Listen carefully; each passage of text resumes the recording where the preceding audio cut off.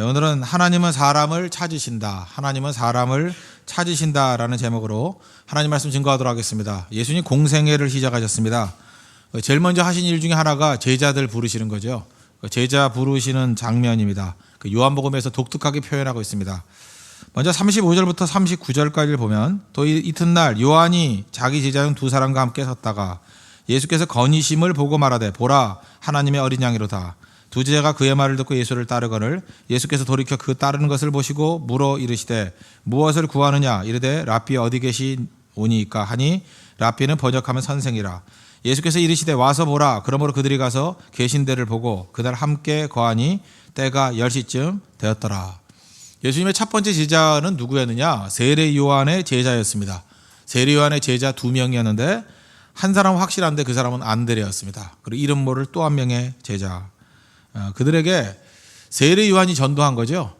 보라 하나님의 어린 양이로다. 그 얘기를 듣고 세례 요한의 제자 두 사람, 안드레를 포함한 한 사람이 예수님을 따랐다는 것입니다. 그 이전까지 예수님 아마 홀로 다녔던 것 같습니다. 그런데 세례 요한이 예수님을 증거했더니 그들을 따르더라. 예수님께 갔을 때 물었습니다. 무엇을 구하느냐 이렇게 물으니까 어디 계십니까? 그 위치를 묻는 게 아니라 따라가도 됩니까? 그런 뜻이에요. 그래서 와서 보라. 그래서 함께 거했다. 이게 이제 첫 번째 제자 만나는 사건이고 40절과 42절까지 보십시오. 요한의 말을 듣고 예수를 따르는 두 사람 중에 하나는 시몬 베드로의 형제 안드레라. 그가 먼저 자기의 형제 시몬을 찾아 말하되 우리가 메시아를 만났다 하고 메시아는 번역하면 그리스도라. 데리고 예수께로 오니 예수께서 보시고 이르시되 내가 요한의 아들 시몬이니 장차 게바라 하리라 하시니라. 게바는 번역하면 베드로라. 그 세례 요한의 두 명의 제자 가운데 한 사람이 안드레라 그랬죠. 안드레가 또 제일 먼저 전도한 게 누굽니까? 자기 형제 시몬. 시몬에게 복음을 증거했습니다. 예수님 증거했습니다. 그랬더니 또 베드로가 따라오죠. 우리가 메시아를 만났다. 그리고 데려왔더니 예수님이 베드로 보자마자 너는 게바가 베드로죠. 시몬을 보자마자 베드로라, 반석이다, 게바다 이렇게 말했다는 것입니다. 베드로가 제자가 되었다. 이제 그 다음 사건이에요. 또 43절 44절 보십시오. 이튿날 예수께서 갈릴리로 나가려 하시다가 빌립을 만나 이르시되 나를 따르라 하시니 빌립은 안드레와 베드로와 한 동네 베세다 사람이라. 그러니까 베세다 사람 빌립을 또 전도합니다. 그러니까 베세다 사람은 성경에 보면 명확하게 5명이에요. 세베대의 아들 2명 더 있죠. 야고보와 요한. 그래서 어떤 사람은 여기 있던 또 한 사람이 야고보와 요한 중에 하나가 아니었을까. 뭐 그렇게 추정하는 사람이 있는데 하여튼 모르니까 모르는 거에 대해서 말하지 맙시다. 그죠? 그러니까 2명이 있었고 베드로 있었고 빌립이 있었고 네 번째죠. 이 네 번째 제자 베세다 사람으로서 빌립을 부르는 장면이 나옵니다. 그다음 45절부터 내용 보겠어요. 빌립이 나다나엘을 찾아 이르되 모세가 율법에 기록하였고 여러 선지자가 기록한 그 일을 우리가 만났으니 요셉의 아들 나사렛 예수니라. 나다나엘이 이르되 나사렛에서 무슨 선한 것이 날 수 있느냐. 빌립이 이르되 와서 보라 하니라. 예수께서 나다나엘이 자기에게 오는 것을 보시고 그를 가리켜 이르시되 보라 이는 참으로 이스라엘 사람이라. 그 속에 간사한 것이 없도다. 나다나엘이 이르되 어떻게 나를 아시나이까. 예수께 대답하여 이르시되 빌립이 너를 부르기 전에 내가 무화과나무 아래에 있을 때 보았노라. 나다나엘이 대답하되 랍비여 당신은 하나님의 아들이시요 당신은 이스라엘의 임금이로소이다. 예수께서 대답하여 이르시되 내가 너를 무화과나무 아래에서 보았다 함으로 믿느냐. 이보다 더 큰 일을 보리라. 또 이르시되 진실로 진실로 너에게 이르노니 하늘이 열리고 하나님의 사자들이 인자 위에 오르락내리락 하는 것을 보리라 하시니라. 그 빌립이 또 증거했죠. 나다나엘에게 복음을 증거했습니다. 그때 뭐라 그랬죠? 여러 선지자가 기록한 그 일을 만났다. 근데 나다나엘이 약간 냉소적인 반응을 보이죠. 나사렛에서 무슨 선한 것이 날 수 있느냐. 참 유명한 말이죠. 나사렛에서 무슨 선한 것이 날 수 있느냐. 이 나다나엘의 고향이 가나거든요. 그 2장 보면 가나의 혼인잔치 있죠. 가나. 근데 그 성지순례를 가보면 알지만 가나와 나사렛은 굉장히 가깝습니다. 옆 동네예요. 옆 동네. 이 대흥역과 광흥창 그 정도 거리입니다. 아시겠죠? 뭐 그 정도. 그렇게 가까운 동네예요. 그런데 지도 가나 출신이면서 무슨 나사렛에서 무슨 선한 것이 날 수 있느냐. 이건 조롱이라기보다는 자학. 이게 자학이라고요. 우리 동네 비슷한 동네 살았는데 뭐 거기서 뭐가 대단한 게 날 수 있느냐. 되게 깊은 아픔을 가지고 있는 사람은요. 더 자학적이고 공격적입니다. 그래서 일제시대 때도 보면은 그리고 한국 사람이 어떤 뭐 정부기관에 들어가면 일제의 정부기관이겠죠. 공무원 하면은 더 핍박한다 그러죠. 그런 거 아십니까? 원래 자기가 조선인 그러면 조선 사람 더 핍박하고 그랬대요. 또 그다음에 그 배신한 사람 있지 않습니까? 배신한 사람은 원래 있던 친구 더 공격한대요. 왜? 배신이 괴로우니까. 그죠? 그런 게 있습니다, 원래. 그래서 자기를 정당성을 확보하기 위해서 이렇게 오버하는 경우가 있잖아요.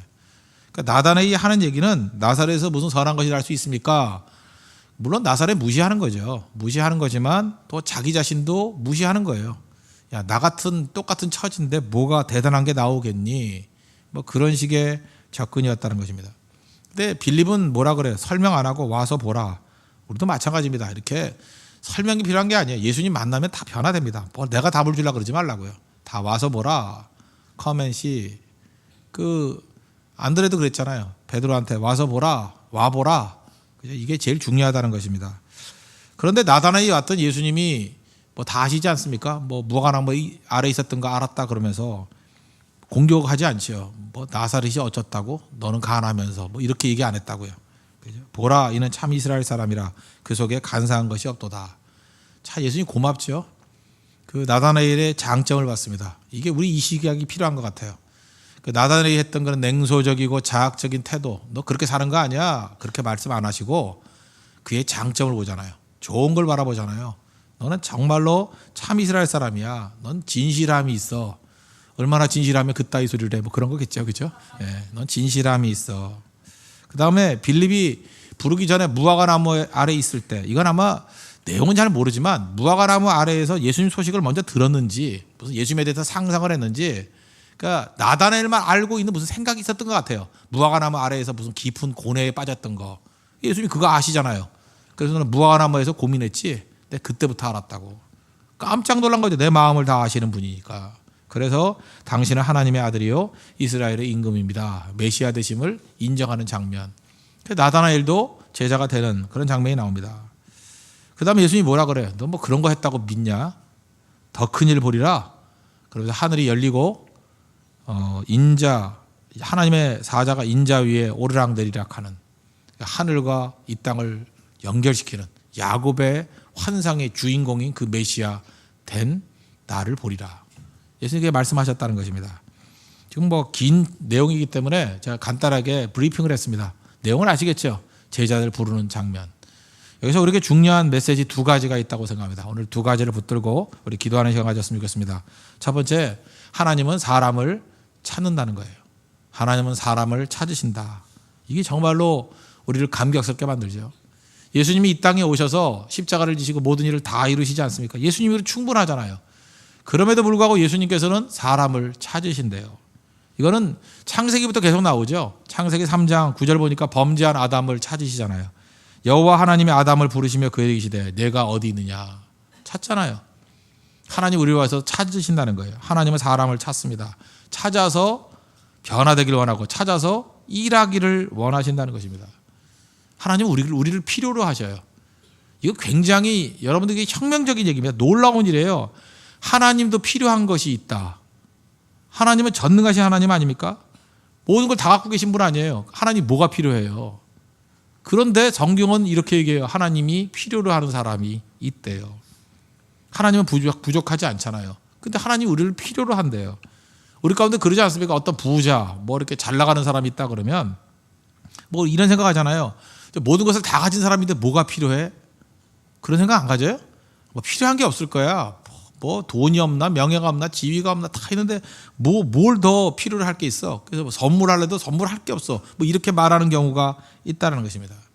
그건 왜 그러냐? 사랑을 모르기 때문에 그래요. 사랑은요, 사랑하면 필요해집니다. 사랑의 대상은 물건이 아니에요. 그냥 그 사람 존재 자체가 필요한 거예요. 그 사람이 그냥 어디에 와 있는 거, 내 옆에 있는 거, 존재하는 거. 그죠? 필요로 생각하지 마십시오. 그거는 그 사랑 자체의 존재가 필요해, 필요. 하나님은 전능하신 하나님이기 때문에 모든 걸 다 갖고 계신데 우리가 필요하다는 얘기는 뭐예요? 사랑한다는 얘기예요.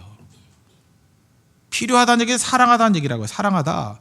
그러면 필요하려 그러면 부족함이 있어야 되는 거 아닙니까? 부족하기 위해서 필요한 게 뭐예요? 또 약함. 그래서 하나님이 우리를 필요하다는 건 사랑한다는 얘기고, 사랑하기 위해서 하나님은 스스로 약해지신 거예요.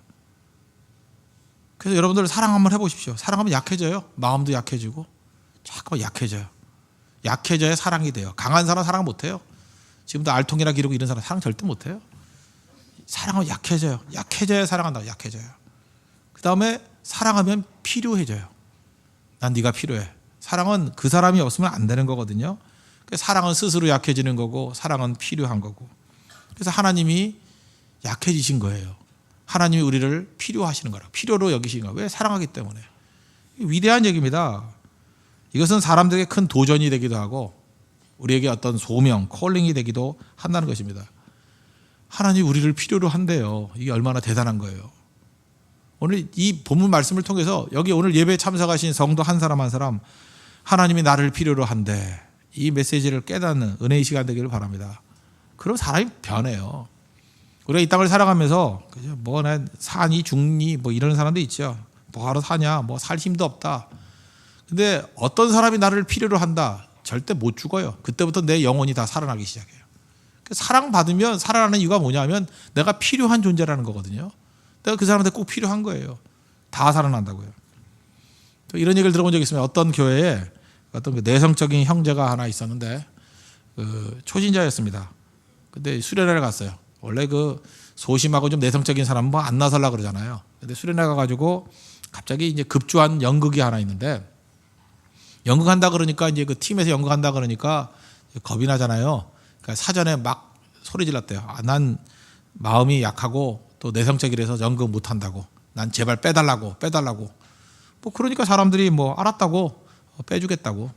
나는 못 한다. 나는 안 한다. 나는 소심하다. 나는 내성적이다. 나를 빼달라. 알았다. 빼주겠다. 근데 한참 이렇게 짜더니만 막판에 와가지고 그러더라는 거예요. 혹시 연극에 들어가면 안 되냐고. 딱 한 명이 모자란다고. 딴 배역은 다 나눠서 했는데 그 연극 내용이 뭐냐 하면 사도 바울이 다메섹 도상에서 예수님 만나는 장면이거든요. 회심하는 장면. 딴 배역은 다 나눠서 다 했는데 딱 한 사람이 모자란다고. 그게 뭐냐면 사도 바울 역할. 우리는 너무 믿은 지 오래돼가지고 이 초신자, 이 뭐 불신자 이런 거 잘 모른다고. 아무리 해봐도 이거 할 만한 사람은 초신자인 당신밖에 없다고. 당신만이 할 수 있다. 당신이 필요해. I need you. 그죠? 너만 필요해. 네가 진짜 필요해. 그랬더니 이 초신자의 형제가 갑자기 그 얘기를 들으니까 생각이 좀 바뀌더라는 거예요. 갑자기 자기가 존귀해지는 느낌을 받기도 하고 역시 사람 알아보는 거 뭐 이런 생각이 들기도 하고 그래서 그냥 마지못해 했답니다. 갑자기 하고 싶은 마음이 생겨서. 근데 이제 사도 바울이 무슨 일을 했는지 이제 내용들을 쭉 보지 않았습니까? 보고. 근데 원래 이 형제는 사도 바울에 대해서 별로 그렇게 좋은 인상을 갖지 않았대요. 원래 초신자인데 선입견이 있잖아요. 쭉 성경을 읽어보니까 뭐 나를 본받으라 뭐 이따위 소리는 하고 그죠? 되게 교만해 보이더라는 거예요. 아니 어떻게 예수님 본받으라 그래요? 어떻게 인간인 자기가 자기를 본받으라 뭐 이런 소리를 하나. 그래서 좀 교만해 보이고 뭔가 좀 그렇더라는 거예요. 그런데 이제 연극하다 보니까 이제 그 안에 이제 들어가야 될 거 아닙니까? 그 다메섹 도상에 예수님 만나는 장면이니까 갑자기 빛이 임했다 그러잖아요. 그래서 연극을 어떻게 했냐면 야외에서 했는데 갑자기 랜턴을 밑에서 탁 비치면은 빛이 탁 임해가지고 탁 쓰러지는 장면이래요. 그러면서 예수님 만나는 장면인데 사도행전 9장에 나오죠. 그 다메섹에 가까이 갔을 때 호련히 하늘로부터 빛이 그를 둘러 비치는지라. 그래서 땅에 엎드려서 쓰러져 있을 때 소리가 나는 거예요. 사울아 사울아 내가 어찌하여 나를 박해하느냐. 사울아 사울아 내가 어찌하여 나를 박해하느냐. 그때 그 사울 역할하는 사람이 뭐라 하냐. 주여 니시오니까. 그럴 때 예수님이 나는 내가 박해하는 예수다. 이제 그 장면 하는 거예요. 근데 주여 니시옵니까 하는 순간에 갑자기 성령이 임한 거예요. 연극하다가 자기가 이게 사울 역할을 너무 깊이 들어간 거예요. 그죠? 그래서 나는 네가 박해하는 예수다. 그럴 때 그냥 눈물이 터져 나오면서 그 눈물이 사울의 눈물이었대요. 사울의 눈물같이 사울의 마음이 돼가지고 그냥 펑펑펑 울었대요. 펑펑펑. 나는 내가 박해하는 예수다. 그럴 때 내가 예수님 박해했어요. 하고 그냥 뒹굴뒹굴 구르고 통곡했대요. 그러다가 한참 통곡하다가 벌떡 일어나가지고 갑자기 연극하다가 대사에도 없는데 그죠? 여기 있는 여러분들 예수님 믿어야 됩니다. 그랬대. 예수님 믿어야 됩니다. 그죠? 또 그 앉아있는 사람이 다 목사니 집사니 뭐 이런 분들이다. 그죠? 예수님 믿어야 됩니다 하고 혼자 막 설교를 했대요. 그죠? 예수님 우리 박해하면 안 됩니다. 예수님 우리 십자가에 죽으셨고 뭐 이러더라는 거예요. 그럼 연극이 망쳐야 될 거 아니에요? 근데 거기에 또 성령이 또 임하셨대요. 그 얘기를 듣던 그 목사님, 집사님, 장로님들 다 은혜를 받아가지고 같이 눈물바다가 돼버렸대요. 연극 속에 들어가서 옛날에 뭐 빈방 있습니까? 그거 똑같은 거죠. 연극 속에서 자기가 나온 거예요. 자기가. 그래서 다 변화가 되더라는 거예요. 그래서 하나님이 만져주심을 경험했다. 잘 보세요. 우리 중요한 게 그거예요. 하나님께서 우리에게 한 사람 한 사람 이렇게 필요로 불러주시잖아요. 난 네가 필요하다. 그래서 연극하고 그때 그 사람이 왜 필요했는지를 설명해 주잖아요. 오히려 오랫동안 믿었던 사람들의 그 매너리즘을 깨버리고, 그죠? 예수님 믿으라고. 그 초신자 입에서 나오는 그 고백을 통해서 사람들의 터치, 만져주심, 예수님의 만져주심을 통해서 치유되는 그런 은혜의 역사가 있게 되더라는 것입니다. 여러분 지금도 그래요. 교회 안에서요, 뭐 이렇게 오래 믿은 사람만 필요한 게 아닙니다. 어떤 날이 초신자 이런 역할도 필요하고요. 어떤 날은 아무것도 아닌 사람인데도 불구하고 필요하다고 우리를 부르셔요. 나는 너의 청춘이 필요해. 나는 너의 재물이 필요해. 나는 너의 열정이 필요해. 나는 너의 시간이 필요해. 나는 너의 재능이 필요해. 다 필요하다고 우리를 부르시거든요. 부르시면 그거에 대해서 충성을 해야죠. 이사야 6장 8절 다 알잖아요. 주께서 이사야가 환상 보죠. 내가 누구를 보내며 누가 우리를 위하여 갈고 내가 여기 있나이다. 나를 보내소서. 우리 다 부르신다고요. 부족해도 날 부르신다니까요. 나를 필요로 한대요, 예수님이. 내가 가야죠. 특별히 이사야 46장 11절 보니까 이런 말씀이 나와요. 먼 나라에서 나의 뜻을 이룰 사람을 부를 것이라. 먼 나라에서 하나님의 뜻을 이룰 사람을 부르실 것이래요. 내가 말하였은지 반드시 이룰 것이요 계획하였은지 반드시 시행하리라. 지금도 누가 나의 뜻을 이룰 것인가? 하나님의 뜻을 이룰 사람들을 부르고 있다는 것입니다. 이거 응답하셔야죠. 사람 찾고 계세요, 지금도. 저 지금도 이런 생각을 해요. 뭐 남은 평생 뭐하고 살까? 근데 하나님께서 말씀 증거하는 걸로 부르시는 것 같고, 말씀 증거했을 때 그것 때문에 변화받고 일어섰다는 사람들이 많이 있잖아요. 하나님이 저를 필요로 한 거 아니에요? 그렇잖아요. 누가 뭐래든 간에. 그게 바로 소명이에요. 오늘도 여러분들에게 묻습니다. 그죠? 하나님, 여러분 필요하다고. 필요한 거 좀 나와 달라고. 네가 좀 기도해 달라고. 너의 헌신과 너의 섬김이 필요하다고. 너의 전도가 필요하다고. 예수님 계속 우리를 부르셔요. 하나님이 인간을 찾고 계신다니까요. 예수님 혼자서 다 하실 수 있어요. 십자가 가지고. 그런데 예수님께서 뭐라 그래요? 예수님이 충분한 게 아니라 우리가 필요하대요. 복음 증거의 도구로, 복음 증거의 사도로 우리가 필요하대요. 하나님은 스스로를 제한하시고 우리의 필요를 찾으시는 거예요. 왜? 사랑하기 때문에. 같이 일하자. 같이 일하자. 혼자 뛰는 게 아니에요. 같이 일하자. 그래서 누가복음 10장 2절 보니까 추수할 것은 많되 일꾼이 적으니 그러므로 추수한 주일에게 청하여 추수한 일꾼들을 보내주소서 하라. 구해야 됩니다. 일꾼 없으면 일꾼 구하면 보내주신대요, 주님이. 여러분 믿습니까? 자꾸만 구해야 돼요. 구해야 된다고. 일꾼 아닌 사람들 뭐 없으면 가라 그러죠. 뭐 구하면 자꾸 일꾼 보내주셔요.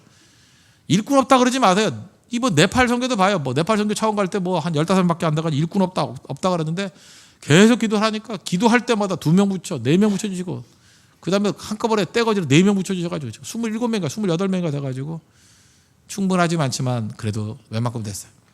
처음에 이름을 보니까 도대체 이 사람 갖고 되겠습니까? 주님.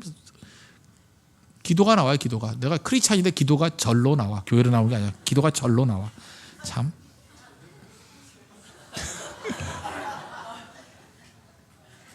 그런데 하나님께 채워주시잖아요.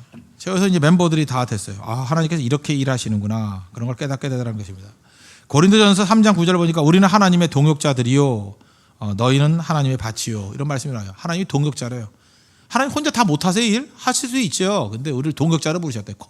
코워커로. 같이 일할 사람으로. 이 감격 아닙니까? 감격. 오늘 제가 말씀을 준비하다가 그런 생각을 했어요. 오늘 이 자리에 그 자살을 생각하다가 오신 분이 있는 것 같아요. 예배 드리고 죽어버릴까 뭐 하고 자살을 생각하는 사람. 근데 하나님이 그 사람 필요하다고 그러십니다. 필요해요. 또 그런 마음 먹는 사람 되게 많잖아요. 어떻게 변화가 됐는지 그 심정 알잖아요. 헨리 나우엔이 그런 얘기해요. 운디드 힐러라고. 상처 입은 치유자라고. 자기가 상처 아픔이 있는 것들에 대해서 내가 너 필요하다. 그래서 부르시는 거예요. 필요하다. 저는 우리 교회 좀 그랬으면 좋겠어요. 뭐 이렇게 중산층 잘 나가는 사람 교회가 아니라 정말 아픔과 상처와 소외되고 버림받은 사람들 다시 새 힘 가지고 일어설 수 있는, 다시 출발할 수 있는 교회. 그게 필요합니다, 여러분들. 누가 필요 없대요. 혹시라도 우리 교회 안에 너무 잘 나가는 사람들이 우리 교회는 뭐 이런 사람들은 오면 안 되고 뭐 안 되고, 그 사람이 필요 없어요. 그 사람이. 그죠? 잊지 말라고요. 우리는 폭이 넓어야 돼요. 어떤 병들고 깨지고 아픈 사람이 다 품을 수 있는 마인드. 품을 수 없으면 교회 아닙니다. 그 사람이 필요합니다. 그래서 더 넓어지길 원해요. 그 사람의 그 아픔의 촉수가 필요해요. 그 아픔의 촉수. 우리는 경험 안 한 사람 그 아픔을 모르거든요. 그 아픔의 촉수를 갖고 있는 사람 필요해요. 그 아픈 가슴을 갖고 있는 사람 필요해요. 그래 다 품죠. 여러분 다양한 직업이 필요합니다. 그래야 그 직업군을 향해 나아가죠. 그죠? 필요해요. 과거가 있는 사람들 그래서 필요해요. 우린 과거 있는 사람이 필요해요. 진짜예요. 과거에 아픔인 사람이 필요하다고요. 그래야 그 사람들에게 나아가죠. 예수님 주변에 있던 사람들 보십시오. 뭐 마리아 그랬고, 뭐 세리, 뭐 삭개오도 세리잖아요. 병들었다가 회복된 사람들, 죽었다 살아난 사람, 다 이런 사람들이었어요. 필요합니다. 예수님께서 그 사람 사용해 주신다는 거예요. 헨리 나우엔 얘기했죠. 헨리 나우엔의 글 가운데 이런 거 있어요. 헨리 나우엔이 그 뭐 하버드 교수했다면서, 예일 대학 하버드 교수하다가 때려치고 그 캐나다 토론토에 있는 데이브레이크라는 그 정신장애인 공동체에 가서 섬겼죠. 여생을 섬겼는데 그때 있었던 일이에요. 여러 방문하는 이제 목회자들이 올 거 아닙니까? 어떤 목사님 오셔가지고 뭐 유명하다 그러니까 데이브레이크에 와가지고 설교를 하기로 약속이 됐대요. 그래서 오셔가지고 이제 어떤 목사님 이제 설교를 하려 그러는데, 이제 설교 들으려고 앉아 있는 사람들이 다 정신 지체 장애인들이에요. 처음 경험하니까 딱 보는 순간에 말문이 막혀버리는 거예요. 그런 거 있습니다. 그죠? 이거 어떻게 전하지? 처음에 대학 채플이나 이런 데 가서 처음 설교하는 분들은요 되게 힘들어해요. 왜냐하면 이렇게 거절하는 영이 있거든. 거기에 억지로 끌려 나온, 출석 체크 때문에 끌려오는 사람들. 그럴 때 말문이 탁 막혀가지고 신경질만 내다 가는 사람이 있어요. 그죠? 조용해 그러다 가버리는 거지. 근데 이 목사님은 그게 아니라 이 정신이체 장애인들이니까 갑자기 딱 보는 순간에 말문이 막혀버린 거예요. 어떻게 전해야지? 뭘 하지? 충격이죠. 본인이 굳어져가지고 막 머뭇머뭇거리고 있었다라는 것이며 어쩔 줄을 몰랐다는 거예요. 그래서 막 당황해서 식은땀 흘리고 있는데, 그 정신이체 장애인 가운데 한 사람이 나오더라는 거예요. 나와가지고 그 떨고 있는 목사님 손을 탁 잡았대요. 참 묘하죠. 그 목사님 손을 딱 잡는 순간에 그 흔들리던 마음에 평안함이 임하더라는 거예요. 아, 이게 얼굴 볼 때는 이렇게 잘 안 듣는 것 같이 보이고 정신이 없어 보이지만 이렇게 내 손을 잡아줄 정도로 다 이렇게 생각이 있구나. 이 형제 이렇게 체온이 흐르는구나. 그죠? 이렇게 느끼니까. 그래서 갑자기 그 이방인 같이 보이던 형제 자매들이 형제 같이 오더래요. 손 잡아주니까. 그래서 편안한 마음으로 안정을 가지고 힘을 얻고 설교를 잘 마쳤답니다. 그리고 은혜스럽게 설교가 끝났대요. 그러니까 목사님이 참 잘한 거죠. 목사님이 참 기쁘겠죠. 처음엔 당황했는데 잘 끝냈대요. 그래서 그 같이 왔던 사람들 중에 몇 사람이 물었대요. 야, 넌 어떻게 그 목사님 손을 잡아줄 생각을 했니? 참 잘했어. 그죠? 너는 어떤 마음으로 목사님의 손을 잡아주었니? 이렇게 물었대요. 그랬더니 그 손 잡아준 그 중증 장애인 형제 얘기가 답이 너무 재미있어요. 내게 손이 있으니까요. 그게 답이에요. 아무 생각 없어요. 하나님이 내게 손을 주셔서 내 손이 필요한 사람 같이 보여서 잡아줬대요. 얼마나 순수한 겁니까? 손이 있으니까 잡아줬대요. 우리 한 사람 한 사람에게 저는 주시는 메시지라고 생각합니다. 뭐 복잡하게 생각하지 마십시오. 손 다 있죠? 손 없어요? 내가 손을 잡아주면 흔들림에서 안정이 될 사람이 있어요. 그럼 가서 잡아주면 돼요. 그죠? 손 잡아주면 돼요. 돈 있죠? 돈 있잖아요. 돈 조금 주면은 그 회복될 사람이 있어요. 그러니까 돈 주면 돼요, 그냥. 왜 주냐? 자꾸 묻지 말아요. 돈이 있으니까 주는 거지. 입이 있잖아요. 입 없는 사람 있어요? 입 가지고 맨날 뒷담화 하지 말고 입이 있으면 위로가 필요한 사람 가서 위로해 주면 돼요. 그죠? 꼭 그렇게 쓰면 된다고. 눈이 있어요? 그러면 아픈 모습 보고 울어주면 돼요. 같이 울어주면 돼요. 시간이 있습니까? 시간이 있으면 살리러 가면 돼요. 하나님이 내게 주신 거 그냥 있으니까 쓰면 된다고. 있으니까. 여러분 인생 단순하게 살아야 됩니다. 하나님 우리 부르셨습니다. 있는 거 되게 많잖아요. 그냥 하면 돼요. 뭐 놀라운 계획 가지고 뭐 이것저것 생각하지 말고 그냥 하나님 우리에게 주신 것 갖고 그냥 일하면 된다고. 하나님 앞에 이렇게 잘 쓰임 받는 우리 믿음의 종 되기를 바랍니다. 그럼 언제나 승리할 수 있다는 것입니다. 조금 전에 우리 기도할 때 보니까 이게 복도에서도 이렇게 통로에서도 기도하는 분들이 많이 있는데 나 그런 생각이 있어요. 이 복도가 왜 있나? 이 통로가 왜 있나? 난 사람 지나다니는 걸로 있는 줄 알았어요. 근데 잘 보니까 야, 울고 싶은 사람들이 무릎 꿇고 엎드려서 기도하라고 통로를 만들었구나.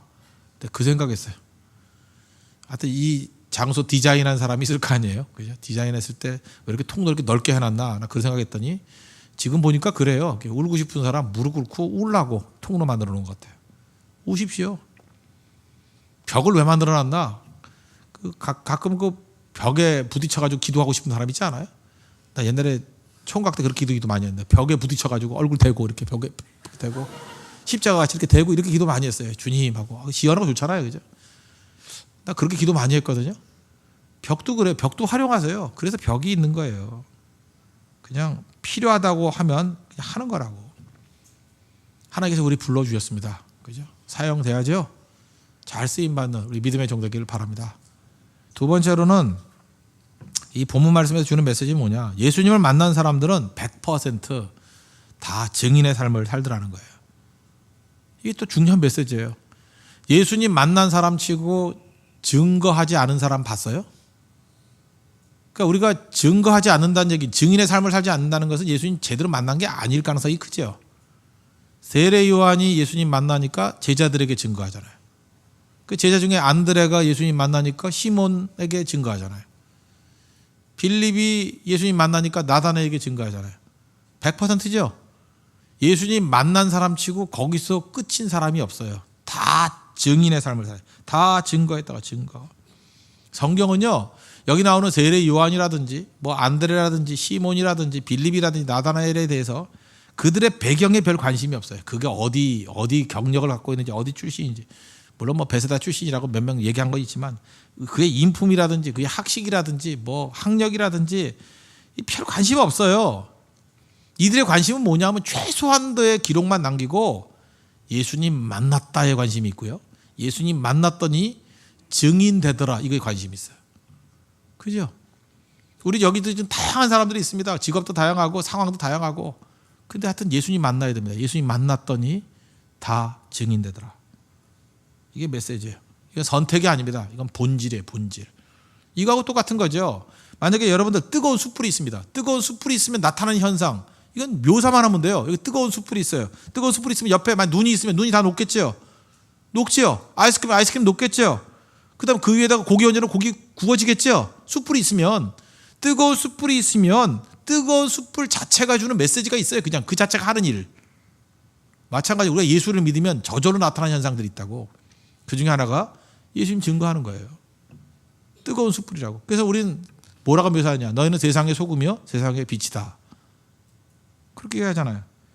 마태복음 5장 13절 보니까 너희 세상의 소금이니 그러고 14절 보니까 너희는 세상의 빛이니 빛이라. 뭐 산 위에 있는 동네가 숨기지 못하리라. 또 등불을 켜서 말 아래 두지 아니하고 등경 위에 두나니 집안에 있는 모든 사람에게 빛이기 때문이다. 뭐 이런 말씀이 나오지 않습니까? 우리가 다 빛이 된 거예요. 예수님 믿으면 다 빛이 된 거예요. 빛이 된 거라고. 그럼 빛이 하는 역할이 있잖아요. 어둠을 비춰주거나 열을 주거나 뭐 뜨겁게 만들거나 그래야 될 거 아니에요. 그런데 빛인데 영향을 미치지 못하는 이유가 있다는 거예요. 왜 그렇죠? 뭐 그릇을 덮어놓으니까. 뭐 이렇게 그릇이는 뭐 빛이 있는데 이렇게 말 아래 둔다는 게 그런 거 아니에요? 뭐 이렇게 그릇을 덮어놓은 거. 그러니까 빛이 있는데 안 보이는 거예요. 스스로를 제한하는 거죠. 여러분 정말 재밌는 사람들이죠. 빛인데 잘 숨겨놔요. 그래서 직장인에서도 믿는 사람인지 몰라.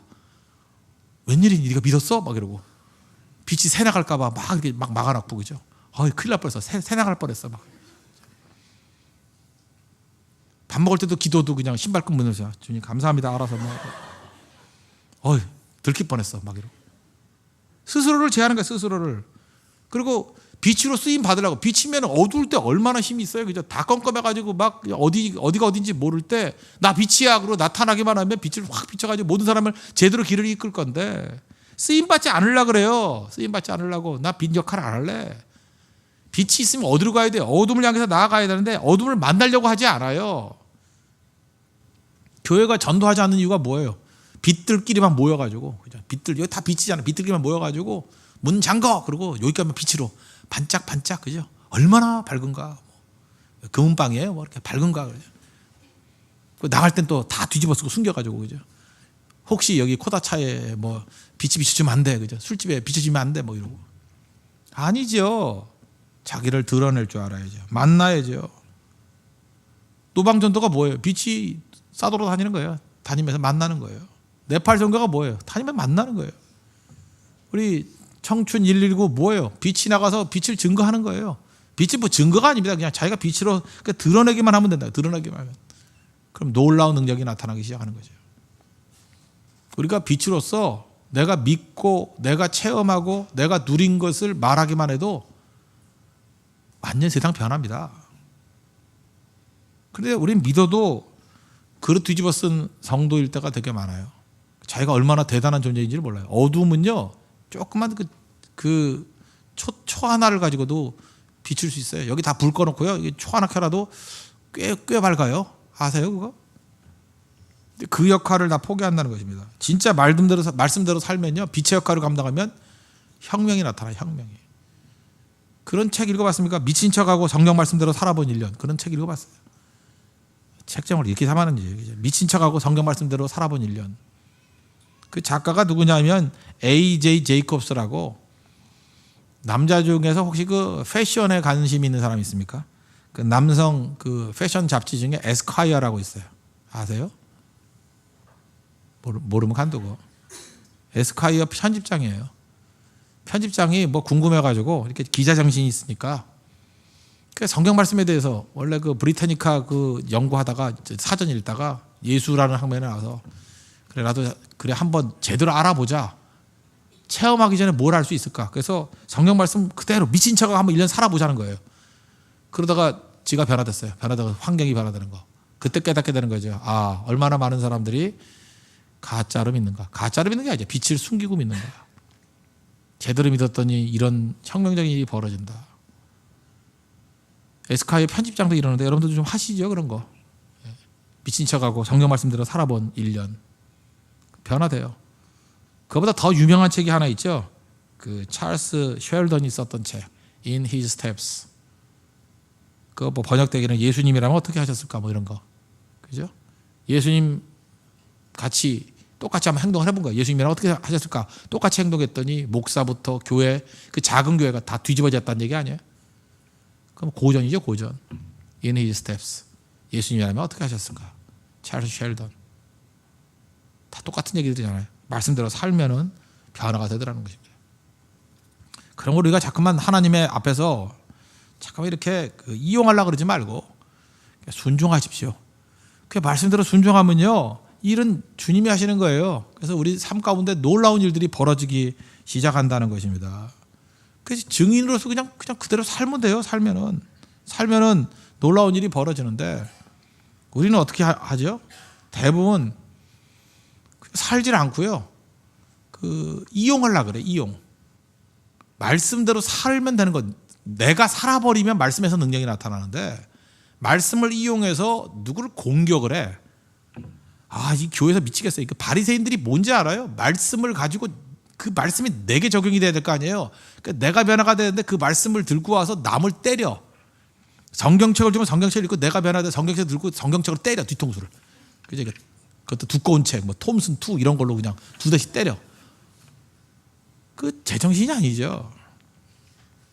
어떤 고등학생이 어떤 교회에서 해외 선교를 가게 됐답니다. 고등학교도 가는가 봐요, 그죠? 근데 자기가 이제 가고 싶었대, 방학 때 꼭 가고 싶은데 무슨 문제가 있는가 봐요. 그래서 굉장히 화가 난 표정으로 목사님 찾아왔대요.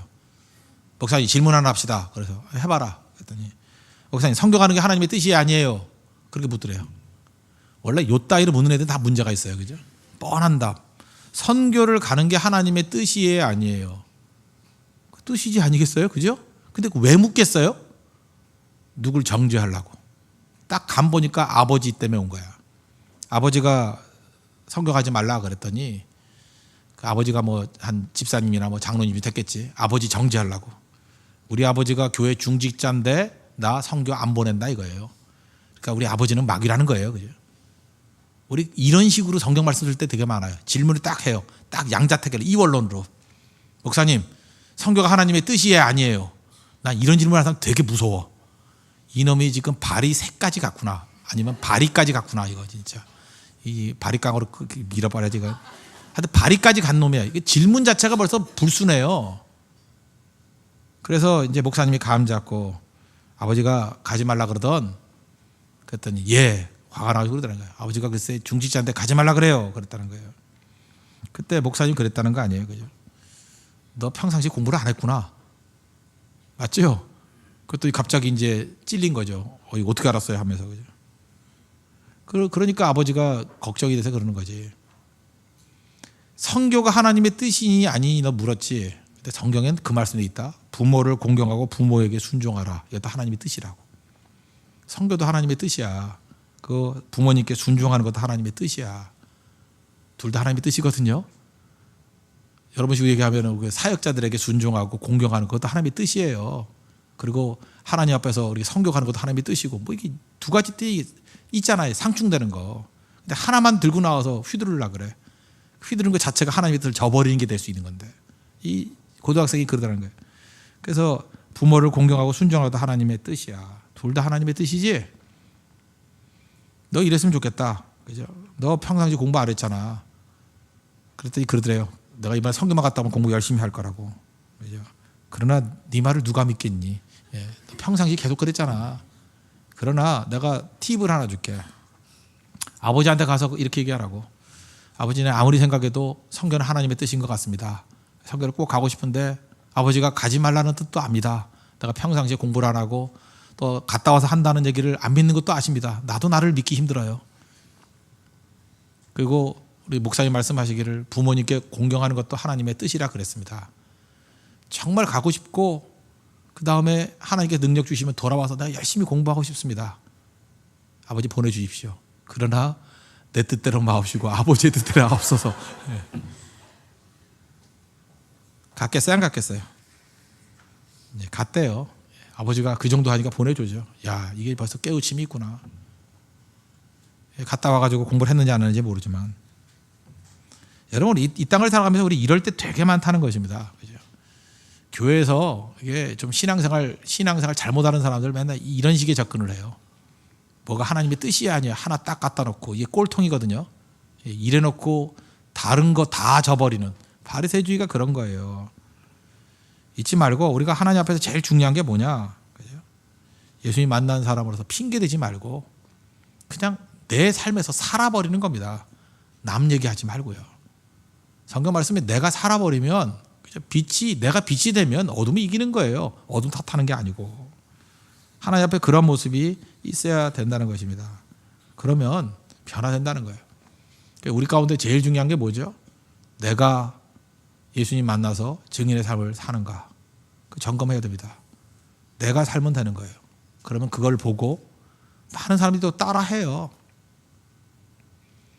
오늘도 우리 금요 차례 하기 전에 노방전도 했던 팀들 많죠. 우리 찬양 인도하는 사람들 다 그런 사람들인데 피곤하겠죠. 저녁부터 그냥 미리 모여가지고 준비하고 복음 증거하고 또 찬양 인도하고 밤 지새워가지고 그러면 많은 사람들이 생각할 때 희생이라고 생각하지 않습니까? 희생? 그게 희생일까요? 저도 뭐 이렇게 길지 않은 인생을 살아봤는데 제일 기뻤을 때가 언제냐? 복음 증거할 때예요. 진짜 그래요. 이번 네팔 선교하는데 오늘로 마감했어요. 얼마나 재밌는지 알아요? 선교가? 우리 미안해서 말을 안 하고 있어요. 너무너무 재밌어요. 기황후보다 훨씬 재밌어요. 드라마보다 훨씬 재밌어요. 진짜라고요. 어떤 코리안 시리즈 야구 결승전보다 더 재밌어요. 우리가 보통 이게 선교라거나 복음을 증거하면 이렇게 생각해요. 희생이라고 생각해요. 내가 시간을 희생하고 물질을 희생했다. 아닙니다. 하나님의 일을 하는 것과 동시에 그게 우리를 위한 일이에요. 나를 위한 일. 내가 사는 길이라고. 예를 하나 든다 그러면 뭐 그냥 어렸을 때부터 읽었던 그 짧은 동화 같은 얘기죠. 오스카 와일드가 썼던 글인데 이기적인 거인이라는 거. 제가 초등학교 교과서에는 키다리 아저씨로 나온 것 같은데 이기적인 거인. 그 원래는 행복한 왕자라는 책 안에 있는 이야기입니다. 그죠? 이기적인 거인. 그 내용 다 알죠. 어떤 거인이 큰 집 지었어요. 그리고 정원을 잘 만들었습니다. 만들고 너무너무 잘 만드니까 이거 손상 입으면 안 된다 해서 높은 담을 다 쳐버렸어요. 담을 다 쳐버렸어요. 그리고 자기 혼자 즐기려고. 그랬더니 봄, 여름, 가을, 겨울 밖에서는 다 오는데 그 안에 맨날 겨울이야. 그죠? 담 쳐놓고. 정원을 만들었는데 맨날 겨울이에요. 그래서 그 웬일이니 하고 괴로워했는데 개구멍이 하나 생겼어요. 개구멍이. 그래서 꼬마 아이들이 와가지고 노는 데만 봄이 와요. 그러니까 이 이기적인 거인은 키다리 아저씨는 꼴 보기 싫어. 나가 임마. 도망쳐버리면 다시 겨울 오고. 그런 얘기 아시죠? 그런데 애들이 도망치다가 어떤 나무 보니까 그 나무 하나만 봄같이 꽃이 피어 있어요. 그래서 가까이 가봤더니 어떤 꼬마 아이가, 키가 작은 꼬마 아이가 키가 너무 작아가지고 나무에 못 올라가가지고 애들 도망가는 것도 모르고 거기서 울고 있는 거예요. 나 올라가고 싶어요. 올라가고 싶어요. 갑자기 이 키다리 아저씨의 마음 가운데, 이기적인 거인 마음 가운데 동정심이 생겼어요. 얘야 하고 이렇게 안아가지고 나무에 걸터 앉혀줬어요. 그랬더니 아저씨 고마워요 하면서 그 아이가 아저씨 볼에다가 뽀뽀를 해요. 쪽쪽 하고 뽀뽀를 해요. 그 모습을 보는 순간에 다른 아이들이 아 이제는 가도 되는구나 하고 아이들이 와서 거기 놀아요. 그랬더니 봄이 되더라. 거기까지가 얘기 끝인 것 같아요. 근데 오스카 와일드의 그 원작을 보면 그 다음 얘기가 더 중요한 건데 교과서에는 거기까지만 나와. 더 나오면은 이제 종교적인 메시지가 있기 때문에 빼버린 것 같아요. 원작은 그 다음에 벽을 깨버려요. 그러니까 기독교 메시지에 벽을 깨야 된다고. 벽을 다 깨버려. 벽이 우리로 하여금 겨울되게 만드는 거예요. 우리 마음을 겨울되게 만드는 거예요. 교회도 벽이 있으니까 문제예요. 모든 벽을 다 깨버렸잖아요. 예수님이 십자가로 깨버렸잖아요. 벽 깨버렸어요. 그랬더니 그 정원이 뭐 꽃이 피고 아주 아름다운 정원이 되었습니다. 그리고 이제 오랜 세월이 지났어요. 오랜 세월이 지났어요. 이제 봄, 여름, 가을, 겨울 계속 오을 거 아니에요. 이제 거기도 계속 봄, 여름, 가을이 왔어요. 근데 이 거인이 보고 싶은 아이가 있죠. 그 꼬마 아이. 근데 다른 아이들은 있는데 그 꼬마 아이는 안 보이는 거예요. 몇 년이 지나도. 그래서 계속 보고 싶다 그러는데 안 보이는 거예요. 그러다가 이제 이 거인이 늙은 나이가 됐습니다. 죽을 때가 다 됐어요. 그래서 힘이 없어가지고 이렇게 정원에 앉아 있는데 그 어린애가 나타난 거예요. 참 묘하죠. 이 거인은 늙어서 할아버지가 됐는데 그 어린애는 계속 어린애야. 옛날에 만났던 그 어린애가 또 나타났어요. 그래서 뭐 자기도 늙은 거 모르고 와서 얘야 하고 안고 반가워서 손을 잡았어요. 그래서 자세히 봤더니 글쎄 그 어린아이 손에 못자국이 있어요. 자세히 보니까 그 어린아이 발에 못자국이 있어요. 그 어린아이 누구예요? 예수님이라고 묘사한 거죠. 예수님이라고. 어린아이 손에 못자국이 있고 발에 못자국이 있어요. 그때 그 어린아이가 이렇게 얘기합니다. 아저씨 그 수십 년 전에 나를 놀 수 있게 해주신 사랑에 대해서 감사해요. 정말 감사해요. 감사를 표하면서 아저씨 힘드시죠?